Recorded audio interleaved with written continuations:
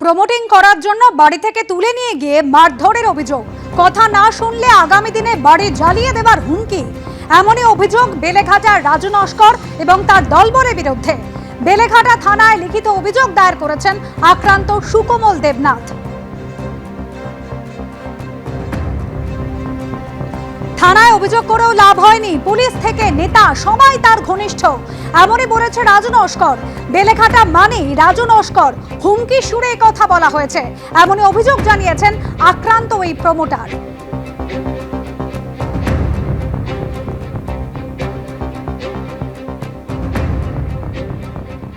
বেলেঘাটায় এক ব্যক্তিকে বাড়ি থেকে তুলে নিয়ে গিয়ে অপহরণ এবং তারপর বেদরব মারধরের অভিযোগ যে তাকে খুনের চেষ্টা করা হয়েছে।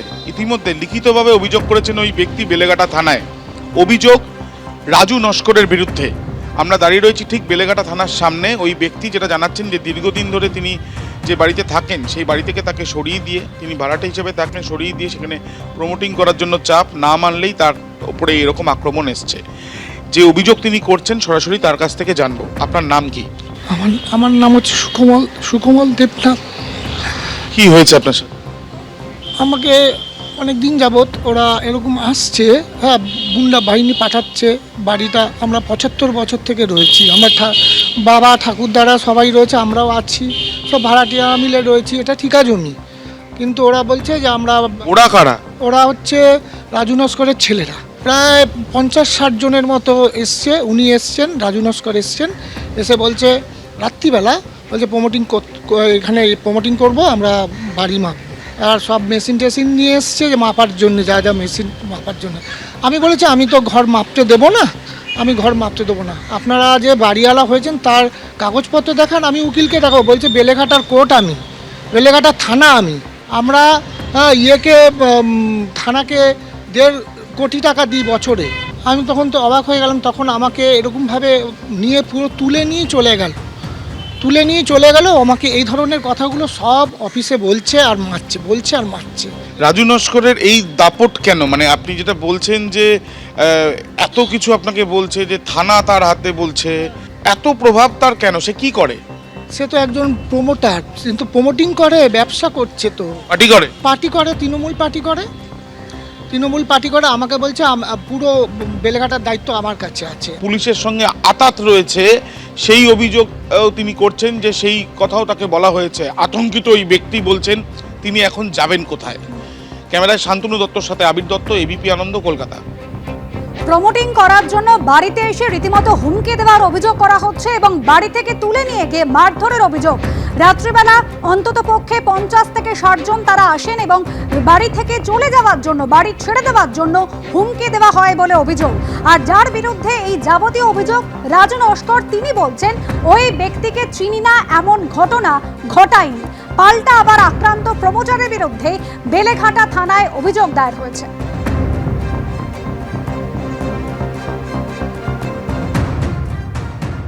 আমি জানি না, কিন্তু আমি কিছু ঘটনা শুনেছি। ওখানে একটা পারিবারিক নাকি ওদের ভাড়াটে একটা ঝামেলা আছে, এটুকুনি শুনেছি। কারণ আমি অঞ্চলে থাকি, অঞ্চলে বিভিন্ন সোশ্যাল কাজ করি, মানুষ আসে আমার কাছে ভালোবেসে, ঠিক আছে, কিন্তু কারোর ভালো করতে গিয়ে কারোর খারাপ হয়।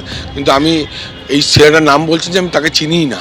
আমি যেটা শুনেছিলাম একটা সমস্যা হয়েছে, বিচ্ছিন্ন ঘটনা হয়েছে, ওখানে মহিলা ঘটনা হয়েছে, ঝামেলা, তার এগেনস্টে থানায় কেস হয়েছে। আমি এইটা খবর পেয়েছি, কিছু মহিলা আমার কাছে এসেছিল। তো আমি বললাম তোমাদের লড়াই তোমরা লড়ো, কেন আমরা একটা পলিটিক্যাল যুক্ত, কে কি বলুন, আমি চিনিই না তাকে। রাজু নস্কর তিনি স্পষ্ট বলছেন কি ঘটনা ঘটেছে তিনি জানেন না, ওই ব্যক্তিকে চেনেন না। এখন ভাড়াটেরা কি বলছেন দেখুন। শুধু আমরা নই, বেলেঘাটা জুড়ে যদি আপনি খোঁজ খবর নেন, হয়তো আমাদের সাহস আছে বলে আমরা বলছি, আর কারোর সাহস নেই, কারোর দাপট আছে বলে তারা বলবে না। প্রত্যেককে মানে এরকমভাবে তারা কথা দেবে। ভোট আসলে এরকম উত্তেজনা শুরু করে, এরকম উৎপাত, তার আগে থেকে এরকম উৎপাত শুরু করবে। এখানে কিন্তু কোনো রকম পলিটিক্যাল কোনো ব্যাপারই নেই। আমাদের বক্তব্য একটাই, যে ওনারা একটা দাবি করে আমাদেরকে উদ্ঘাটন করে জায়গা থেকে, আর তারপর সেই জায়গাটাকেও দেয় না। কত মানুষকে এরকম হচ্ছে যায়, সেই জায়গা দেয়নি। যারা এরকম ভাড়াট জায়গাগুলো নিয়ে ভয় দেখাচ্ছে, উঠে যেতেই হবে, এত দাপট, তাহলে আমরা সাধারণ মানুষরা কোথায় থাকবো? আজকে এই যে পদক্ষেপটা নিলাম, এটার পরেও হয়তো আমাদের আরো কিছু সহ্য করতে হতে পারে। ভয় পাচ্ছি, দেখুন আমার তো কেউ নেই, আমি একা, আমার হাজব্যান্ড কেউ নেই, আমি একা।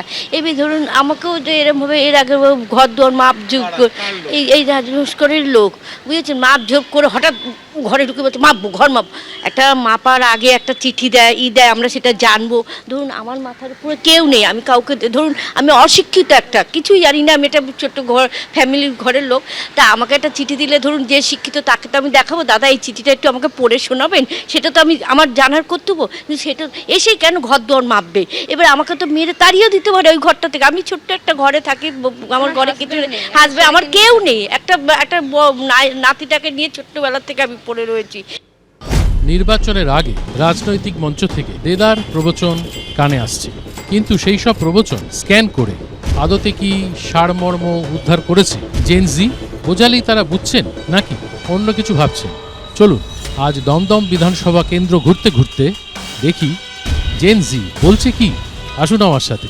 আমি 10-এ 10 দেবো, কারণ এখানে উন্নয়ন খুবই ভালো। পুরো জিরো। অবনতির দিক থেকে তো 10-এ 10 নিশ্চিত, 10-এ 100 দেওয়া যেতে পারে। আপাতত 10-এ 10ই দেবো।